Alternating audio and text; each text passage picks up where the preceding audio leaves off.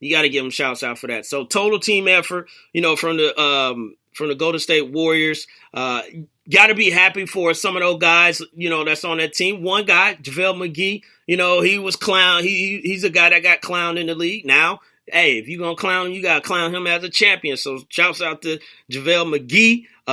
David West, he took less money. This is what he did this last year with San Antonio. So he did what a lot of guys have done. They got their money or whatever, and then they want to get a ring. They take, less money for a better chance, and he got his ring. So, guys that you should be happy for, and even guys that already had a ring, that's going to, get a second ring, Iguodala, you got to be happy for him. And Sean Livingston, man, that brother, for the stuff that he went through, coming straight out of high school and then getting injured the way he did, and it seemed like his career was over, and him to be able to come back and be a quality role player and a valuable role player, to them, to why they won this championship. Hey, you got to give credit to the Golden State Warriors. So I was wrong.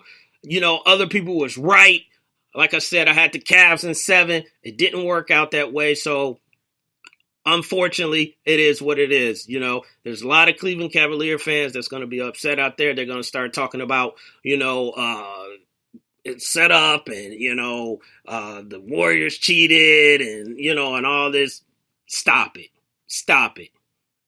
The Warriors just took care of business, and to go into, this is what LeBron was talking about when we were talking in the middle of the season and how everybody was saying, LeBron is tripping when he's saying he needs another playmaker and everything. This is what LeBron was talking about. He was like, you don't understand what's waiting for us. He knew they could get through the Eastern Conference, but he was like, y'all don't understand what's waiting for us on that West Coast, because they're going to come out of that. And I think the only team that he was really banking on that might would have gave them a run for their money and they not see the Golden State Warriors was the San Antonio Spurs. And then what happened? Both Kawhi and Tony Parker goes down. David Lee gets hurt, and it was just more than, it was just too much, for the Spurs, to handle. So this is what we're talking about, and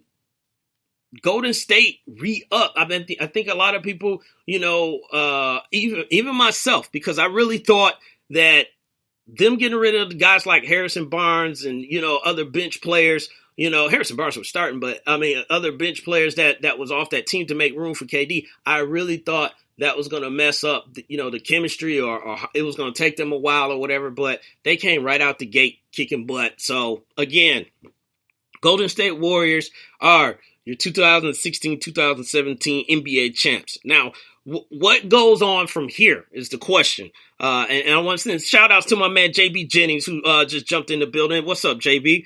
But what now for the Cleveland Cavaliers? What happens with this team? Because obviously they got dominated, and shouts out to Gary G Money Joyner. He said he's just dropping in before work. So appreciate that love, Gary, for dropping in before work. But what now for the Cavs? It's already been thrown out there, which I am not going to be getting into all this speculation and everything about LeBron leaving in 2018. He's in Cleveland for one more year. Let's talk about that right now. What they're going to do, because he's not just going to sit around and then just wait for 2018 to make his next move. The brother is 32, I think, going on to 33, so he'll be 34 at that point. So he'll be 2 years older. You can't think like that. So what about now? What happens with Cleveland now? Now, the things that you got to think about is guys that one, we saw they didn't have enough firepower. But where do you get that extra firepower from to go against Golden State? Because that's who you're gearing up for. That's who you're playing against. Darren Williams, will he come back? We don't know. He may stay. He may go. Richard Jefferson, he might retire. Richard Jefferson played 17 years in the league, man. Maybe he want one more crack at it, but he is, a year older. So you never know, with this squad. Kyle Korver, what happens with Kyle Korver? Is he's going to be a piece that, they're going to basically, focus on, keeping, extending, or whatever. I don't even know what Kyle Korver contract situation is, at this point. But, is that a priority among one thing we all know? After Monday, Dante Jones was done with the Cleveland Cavaliers, and he probably won't be back until, the Eastern Conference Final again next year. But that's probably the only thing that we really know. James Jones will probably be there. Channing Frye, and Channing Frye didn't even play in the finals, I don't even think. So that was a surprise to me. But the Kevin Love situation, it's been talked about, whether or not Kevin Love should be traded, and the first name that comes up is Paul George, and some of the conversation piece would be, do you make that move? Would that help the Cleveland Cavaliers? Yes, I love Kevin Love, but what you needed was a guy.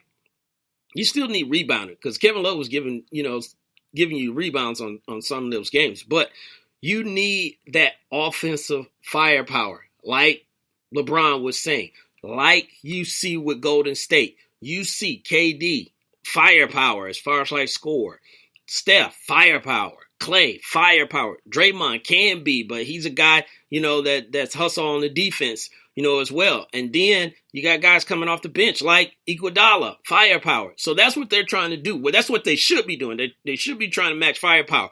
LeBron and Kyrie will be part of their firepower, but I am for, business side, nothing that I'm not saying this because I hate Kevin Love or anything like that, but business side, yes, you make that trade. Now, people are going to say, well, wait a minute. Paul George, he already been talking about going to the Lakers and everything. You really going to just take that chance and trade away Kevin Love and everything? Well, I'm sorry, ladies and gentlemen. Let's just look how this went down this year with Kevin Love. Yeah, they got beat 4-1. 4-1, 4-2-1, 4-4, yes, F-O-U-R, 4-2-1. So, you're not doing any worse if you get in Paul George, but also at the end of the day, here's the thing. People say, well, maybe Indiana won't make that trade. They better make that trade. They better take that type of trade. And if they take that trade, at least they got some type of, because Kevin Love is already in contract. You at least getting some piece back on your team. And I'm going to give you examples, which they're not even really the same examples, but they're good examples. You're probably going to get mad at me, but Josh Smith, when he played here in Atlanta for the Hawks, it was Atlanta sat around and talked about, oh, we want Josh Smith back. We want to sign him and everything. You knew he wasn't coming back. Everybody knew Josh Smith wasn't coming back. And then people were offering you these bogus trades and everything. And Atlanta didn't want to take the trade because they were like, man, that's bullcrap or whatever. No, you take what you can get, because guess what? At the end of the season, Josh is gone and you didn't get anything. So point number 2, I'm going to use another Hawk. Al Horford, same thing. You knew he was gone. Now, there might have been another chance of keeping Al, than Josh, but you trade him. Here's the thing. Paul George has been talking this whole time. He's been leaking. He's going on talk shows, Jimmy Kimmel and all that stuff, talking about, I ain't talked to Kobe yet about the Lakers, all this stuff. So what I'm getting at is, do you really want to try and take a chance at trying to talk this brother off the ledge? Do you really want to take that chance? Because right now it seems like he got his mind made up, and it makes sense for the Cleveland Cavaliers, because here's your thing. Here's your thing. If you get Paul George goes there. He already know. Look, we going to the finals. We going to the Eastern Conference Final, but we going to the finals. That's as much as he loved LA and he loved the Lakers, they can't give him that right now. He can't say that the Lakers are going to give me going to the NBA Finals. Then here's the other part about it, is that you're going to be able to talk him into possibly staying. So I'm going to jump ahead. So let's say if LeBron does leave or whatever, now he's there with Kyrie. He still has a good shot at least getting to the Eastern Conference Final and having to see Boston. He's not going to have that shot the following year with LA. So the other thing, last but not least, Cleveland would probably push all their chips in as they should. Because if you don't know what's going on for the foreseeable future, you are at risk. We saw how the team was with just Kyrie Irving. He can't do it by himself. No superstar can do it by themselves. We just look at Russell Westbrook. We saw that. No superstar can do it by themselves. James Harden, we saw that. No superstar can do it by themselves. They need someone that's going to back them up. So you go ahead, and I wasn't for this, before, but whoever you need to get, you get Carmelo.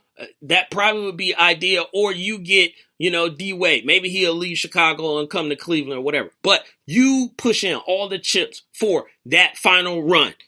Because LeBron's not getting any younger, ladies and gentlemen. So it's not like he's going to get better. He's going to be on the decline at some point. The man has went to what, 6, 7? Yeah, 7 NBA finals in a row. Your body is going to break down at some point. So they need to do whatever it is they need to do to push in all those chips and then make a run for it and go for the gusto, because we all know after LeBron leaves, the chances of going to the finals consistently like that goes right down the pipe. And then if Kevin Love leaves and you don't get anything for him, then now Kyrie is just sitting there and you're in the same situation you were in before. So at least try and get yourself another ring, out of that situation before it gets worse. That's all I'm saying.